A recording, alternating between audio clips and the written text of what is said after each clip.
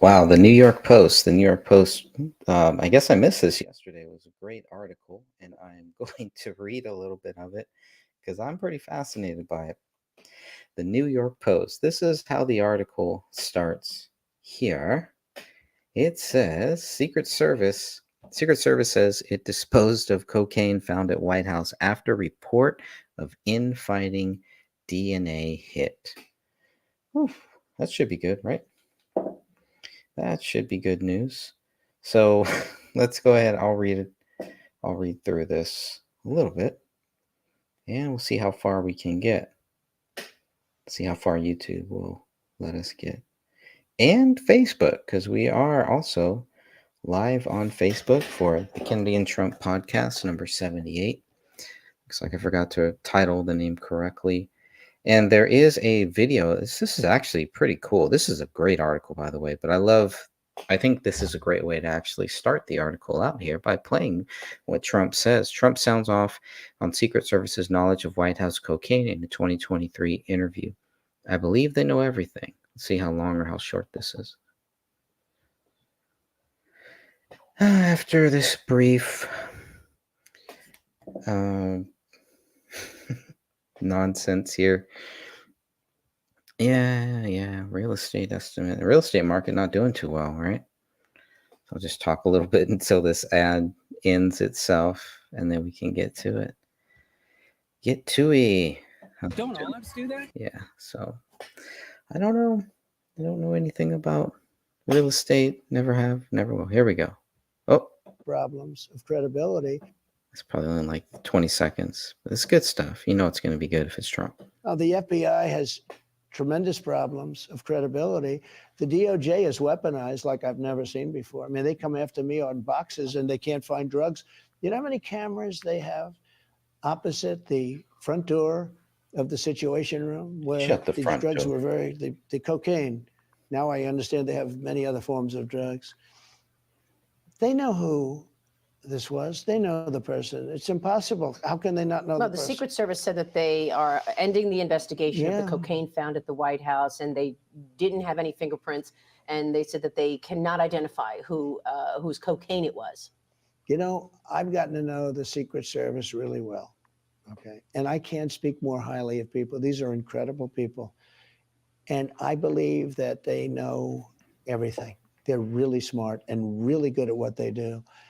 And I don't think it's possible for bags of cocaine to be left in a certain area by the Situation Room.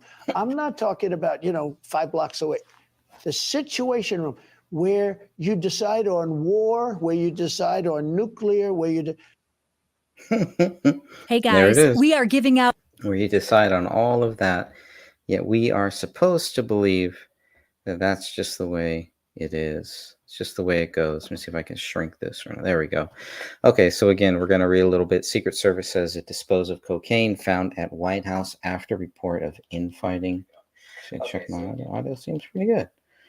All right, I like it. Pretty good mic. Not as good as the one that Eric is going to get pretty soon, but it'll do for now. Let's go ahead and read through this. This is by Stephen Nelson, published August 5th, 2024. Update a little while afterwards. Boy, New York Post really loves those ads and those pop-ups and all that. Okay, Washington. The Secret Service said Monday it disposed of cocaine found last year at the White House, responding to a report about alleged infighting on its fate following a partial DNA match. The evidence from that investigation was disposed of in accordance with retention policies. Interesting. Secret Service spokesman Anthony Golemi told the Post in an email. Golemi did not state the specific retention policy, but broadly dismissed as false allegations outlined by a trio of sources to Real Clear Politics, which reported that President Biden's then Secret Service Director Kimberly Cheadle wanted to destroy the cocaine but faced internal opposition. This face may look familiar to some of you. Cheadle was really pissed off when her request was rebuffed by subordinates who cited protocols requiring that the evidence be retained for 7 years, the publication reported. Two sources told the outlet that Cheadle or someone speaking at her direction called the agency's forensics division vault superior Matt White and asked him to dispose of the evidence because leadership wanted to close the case. Three sources connected to the Secret Service told Real Clear Politics that DNA has been recovered from the half-used dime bag, allowing for a partial hit in a national database after the drug was found on July 2nd, 2023, 2 days after a gathering of the Biden family. No shock there. The Secret Service closed its investigation just 11 days after the cocaine was found without interviewing any potential suspects, giving the impression that the agency wasn't interested in learning the facts behind the embarrassing incident. It's unclear when exactly the agency destroyed the small bag of cocaine, the loss of which likely set its owner back less than $100, or if there was any attempt to follow up on that alleged DNA partial match. So this is all they found. Maybe this is all that was left. Somebody probably dropped this at some point. Just guessing and speculating. But this image is from the Department of Homeland Security. The Secret Service found the small bag of cocaine July 2nd, 2023. There it is. That's all they found. At the White House. Get it? The White House? Cheadle's alleged interest in getting rid of the evidence was notable in part because she landed her post after a push by First Lady Jill Biden and her top aide, Anthony Bernal, who serves as an important liaison between the extended Biden family and officials. White Superior Secret Service Forensic Division Chief Glenn Dennis reportedly consulted with the agency's Uniform Division Acting Chief Richard McCauley and decided to oppose destroying the cocaine. They decided to oppose destroying the cocaine. I hope that's true. The protocol is whether you act on the DNA hit or not, we still have to maintain evidence for a period of up to 7 years, one source told Real Clear Politics. It became a big to-do. A decision was made not to get rid of the evidence, and it really pissed off Cheadle, a source told the outlet. Real Clear Politics, right? Man, there's so many ads. That's why everything is jumping around here. I can't even get it to calm down. Okay, that's crazy. That's way too many. I'm going to refresh that. It's going to drive me and you crazy. It is just not wanting to cooperate. Okay, I guess I have to minimize it to get it to. Ooh, hope you don't have epilepsy. That'll trigger it. You know what I can do? Okay, I really wanted to play the whole thing, but you can always do it like this and just play it in this mode. You don't get as many photos, but you don't get all that drama there too. Cheadle resigned on July 23rd in the aftermath of security failures leading to the assassination. Whoa, Lee even's doing it here too. Cheadle, oh, come on. Oof, internet. Cheadle resigned on July 23rd in the aftermath of security failures leading to the assassination attempt against former President Donald Trump. Oh, okay. I guess it's probably not even showing anymore. Let me just present. That was weird. I don't know what that was, but let me just share this again while I read it.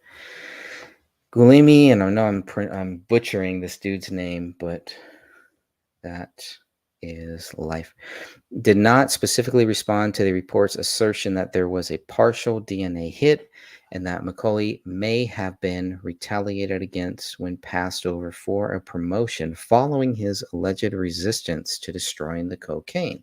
They should keep the cocaine, but obviously when you have the cover-up and you have a criminal organization associated with the Bidens, this is what you get. The problem is they really want to keep this quiet until November, until people vote. They really this is their last dupe. This is Biden's last dupe. This will be the last time he can dupe the Democrats and the good people who really believe that Biden is, good for this country or good for whatever. I don't know what I don't know what he's good for. I'll leave that up to you. The congressional oversight committees need to put White under oath and confirm the partial hit, one source told Real Clear Politics. And I hope that they do. I hope Jim Jordan is reading this and salivating a little bit, getting ready to actually find this guy. What is his name? Something White. I know it's way up here, probably. Way too much. I just want to get his name right. I just read this a few minutes ago. Matt White. So the forensics division vault supervisor, Matt White. That's the one Jim Jordan or whoever needs to get under oath in front of Congress to find out what this guy knows about that cocaine. Get him under oath and we can see if this is true or if his story changes. That will be the big thing. So we'll see. Now, okay, I think that may be it. Oh, no, there's a little bit more. The drug was found in the downstairs of the West Wing near the Situation Room in a locker used for cell phones and other personal items. So who would have access to this? And why would they put it in here? Weird, very weird. The discovery sparked intense speculation that a member of the Biden family might be involved, though the White House denounced such speculation as irresponsible. President Biden's adult children, Hunter Biden, 54, Ashley Biden, 43, have both abused cocaine in the past, and the 81-year-old president's political foes joke that the eldest Biden, a lifelong toddler, may have even used it himself, ahead of particularly energetic and lucid public remarks. Wow, it's pretty interesting. Interesting stuff there, New York Post. In a striking contrast with the cocaine case, the Biden White House in 2021 took a much harsher approach with staffers who admitted to using marijuana in the past, firing at least 5 aides as potential security threats, despite the drug's legal status in many states and lower risk of addiction. And that is that. Pretty fascinating story to me, I think. I know that this story has been out there. It really lost a lot of traction just with everything else that has been happening. But I feel it's still relevant, still a really good story. And something I do hope that the Secret Service kind of follows up on. But we'll see. We'll see what they do now or what, if anyone, this Matt White does. Because obviously they have the DNA evidence, so they know whose cocaine it is, at least a partial hit. I think that's good enough to warrant further investigation or to not let this thing die or drop out. And so if the evidence is destroyed before Trump gets back in office, that'll be one thing. Then it'll just be, well, they destroyed the evidence, so we'll never know. But it will lead to more speculation on top of speculation, which is really what they want, it seems like, this New World Order, the shadow government, the swamp, whatever you want to call it. It is the confusion, and it's not about proving what's right and proving what's wrong. It's about creating that doubt and that speculation and keeping that going, and then using it for what they want, creating false theories based on that so that they can debunk those false theories so people don't look at what is really happening, what the real facts are. But if we focus on the facts, we will be able to see what is happening. And that is always a good thing. There was this great clip that I saw. I don't know if it's on YouTube yet, but it was on X or on Twitter by RFK Jr. And it's about a 3-minute clip that I'll play here. And I have not watched the whole thing, but Roseanne Barr, he's sitting with Roseanne Barr, and that's enough to get me involved, to get me curious about it. It's about 3 minutes. Let's go ahead and watch this here. What I will do is I always like to put it in the highest quality. I like that it mutes. Sometimes it doesn't mute itself, but I'll unmute that and go ahead and play this. This is on Twitter. I'm sure at some point a longer version or the full interview will make its way, but it's really interesting. Roseanne Barr. It's, what's curious to me that I really like. I really like that a lot of the time, the same people that will interview Trump will interview RFK Jr. And that, I think, is a great thing. And a lot of those same people, they're not interviewing Biden. They're not going to interview Kamala Harris. So we'll see what happens. Kamala Harris is going to be very active, and she's going to be in the news a lot, way too much. But all that's going to die out. All that's going to die down. And all it is to try to take some of the media hype off of everything, off of the hype, the bill, the fire, the brand that Trump has rebuilt, the energy that happened after they tried to take him out and couldn't get him. Missed Me. Working on a short little book about that. Either going to be called Missed Me or Fight, Fight, Fight. We'll see how that goes. But I'll play a little bit of this. It looks like it's just Kennedy. The audio is not the greatest, but it is RFK Jr. talking to Roseanne Barr, and let's see what they're talking about. I was taking a group of people to Albany and up in Goshen, New York, up in the Hudson Valley. And I was supposed to meet them there at like maybe 8 or 9. I was driving up maybe, really early, like 7. And that woman in a van in front of me hit a bear and killed it, a young bear. So I pulled over and I picked up the bear and put him in the back of my van because I was going to skin the bear. And it was very good condition. And I was going to put the meat in my refrigerator. And you can do that in New York State. You can get a bear tag for a roadkill bear. And so then we went hawking, and I had the bear in my car. And then we had a really good day, and we went late. We were catching a lot of game, and the people really loved it. So we stayed late. And instead of going back to my home in Westchester, I had to go right to the city because there was a dinner at Peter Luger's Steakhouse. And at the end of the dinner, it went late, and I realized I couldn't go home. I had to go to the airport. And the bear was in my car, and I didn't want to leave the bear in the car because that would have been bad. So then I thought, at that time, this was a little bit of the redneck in me. There'd been a series of bicycle accidents in New York. They had just put in the bike lanes, and so a couple of people had gotten killed, and it was every day, and people had gotten badly injured. Look at Roseanne Barr. She's like, what is going on here? But at least you get the real story. So if you've heard the story, or I'm sure you will at some point hear the story about Kennedy and this bear and all the stuff that he did with the bear. This is his version of it. So make sure that you also take that into account when you think about RFK Jr. Every day it was in the press. Yeah. And so I thought, I wasn't drinking, of course, but people were drinking with me who thought this was a good idea. And I said, well, I had an old bike in my car that somebody had asked me to get rid of it. I said, let's go put the bear in Central Park and we'll make it look like he got hit by a bike. It'll be funny for people.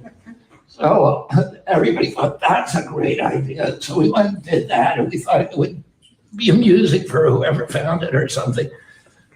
The next day, it was like, it was on every television station. It was the front page of every paper. And I turned on the TV, and there was like a mile of yellow tape, and there were 20 cop cars. There were helicopters flying over it. And I was like, oh my God, what did I do? And then there was some people on TV in Tyvek suits with gloves on, lifting up the bike, and they're saying they're going to take this up to Albany to get it fingerprinted. And I was worried because my prints were all over that bike. Luckily, the story died down after a while, and it stayed dead for a decade. And the New Yorker somehow found out about it, and they're going to do a big article on me, and that's one of the articles. So they asked me, the fact checker said, it's going to be a bad story. I think it's a great story. Well, there you go. At least you now know the story from RFK Jr.'s point of view.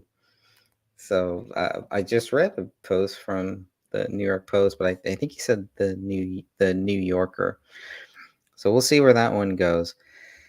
Whew, that's yeah, that is that. I don't know what to say about that one. So that was a very interesting story. I thought I had Truth Social pulled up. Okay. I guess not. So an interesting thing, Truth Social is going to start allowing you to actually stream there, it looks like. So I'm looking forward to that. They had this big announcement. I'm on Truth Social right now. Let's see if I can go there so you can see what I'm seeing. And I don't know where to go. There's supposed to be somewhere you can go to actually live stream, but I do not see that here. I don't know where to go, what to do. If I go here to compose, there's nothing about going live or anything. There's supposed to be some area that I can go and basically stream. So I don't know what that's about. I need a tech person to help me. But on Truth Social, there was one video I wanted to play. I always like to see what Trump is doing, what he's up to here. Obviously, this is going to be the best place you're gonna see him. It looks like he will be interviewed tomorrow morning on Fox and Friends. So that will be good. You know that's going to be good. I should probably look at Fox News to see if there's anything new coming out. While I play this little tiny clip here. That is very good. Very good, very good. More hit pieces, obviously, on Kamala Harris. What's this? Oh, it's an ad. Okay. Yeah, so we get it. All the people you helped win. I got it. This is good. About 1:07 seconds. Please welcome President Ronald Reagan, who has a few questions for you. All of you will go to the polls, who stand there in the polling place and make a decision. I think when you make that decision, it might be well if you would ask yourself, are you better off than you were 4 years ago? Is it easier for you to go and buy things in the stores than it was 4 years ago? Is there more or less unemployment in the country than there was 4 years ago? Is America as respected throughout the world as it was? Do you feel that our security is as safe, that we're as strong as we were 4 years ago? If you don't think that this course that we've been on for the last 4 years is what you would like to see us follow for the next 4, then I could suggest another choice that you have. President Trump. He'll make America great again. Good stuff.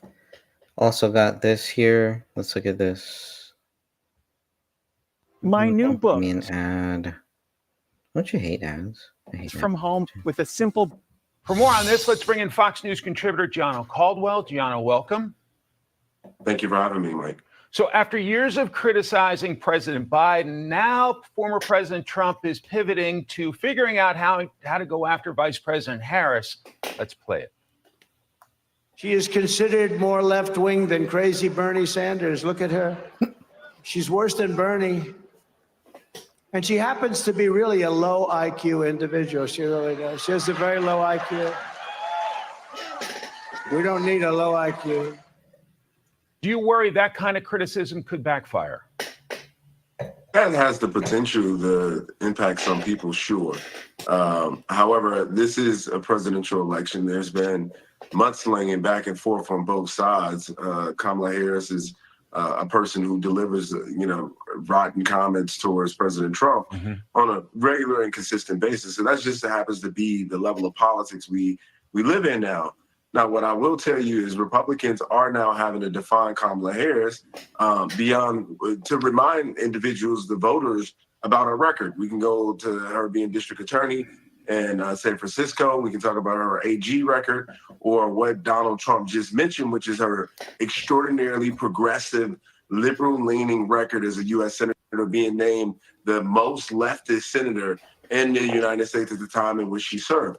Those are important issues that the American people need to be aware of. They also need to be aware of the reason why they don't know much about her is because she's been particularly quiet in the White House, even though she backs every one of Joe Biden's moves. She's the one who largely didn't want to take on big issues. She wanted to sit in the shadows, waiting for a moment just like this. And unfortunately, as a nation, I don't believe that we can trust her leadership going forward if she were to potentially be president of the United States. It's been the sour ground she's laid thus far. To your point about the vice president's record, here's former President Trump on that. She wouldn't arrest criminals of the worst kind. She wouldn't arrest murderers. She wouldn't arrest anybody. She ruined San Francisco, ruined California. As California Attorney General, this is the lunatic that the fake news is trying to build up to be the next Margaret Thatcher. Is that more effective, going after her record? Yes, of course it is. And that was, I mean, that was funny what you just said. And I think that's absolutely accurate. The media is trying to make her out to be some feminist, iconic boss, which couldn't be further from the case. That's it. I mean, that sums it up pretty nicely. And that's all I have for this one. God bless you all. Remember, Jesus Christ loves you. I'll be back soon. I want to recap some of the latest things about RFK Jr. because he is closer. I think he's on 43 states. He'll be on the ballot in 43 states. Only 7 more to go, plus the District of Columbia. And that is a lock. It's going to happen very, very soon. RFK Jr. is going to be on all 50 states and the DC. So stay tuned for that. God bless you all. Remember, Jesus Christ loves you. So do I.